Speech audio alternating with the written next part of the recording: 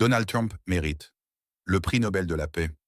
Avant d'analyser cela, nous vous prions de vous abonner.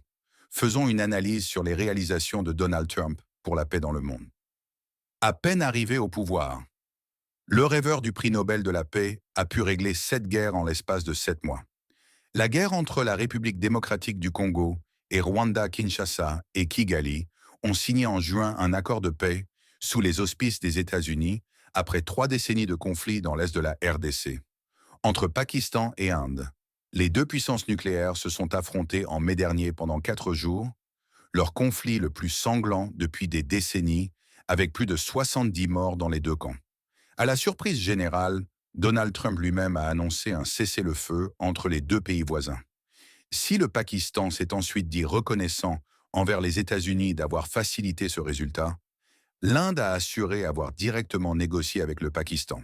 Entre Israël et Iran, Israël a lancé le 13 juin une attaque sans précédent contre l'Iran, dans le but affiché d'empêcher son ennemi juré de se doter de la bombe atomique. Les États-Unis se sont joints à cette offensive en bombardant 3 sites nucléaires dans la nuit du 21 au 22 juin.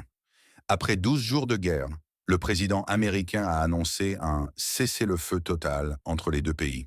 On peut cependant s'interroger sur la durabilité de cette trêve. Entre Arménie et Azerbaïdjan, les deux ex-républiques soviétiques du Caucase se sont livrées 2 guerres au sujet de leurs frontières et du statut des enclaves ethniques situées sur leurs territoires respectifs.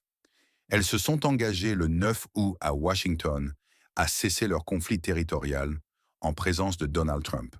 Et enfin entre Israël et le Hamas. Suite à la pression des autres pays, notamment les pays arabes, où les États-Unis ont beaucoup d'intérêt, la maison a mis pression sur l'Israël afin pour mettre fin au massacre. Dites-nous en commentaire si Donald Trump mérite le prix Nobel de la paix. Merci de vous abonner, restez curieux, à la prochaine.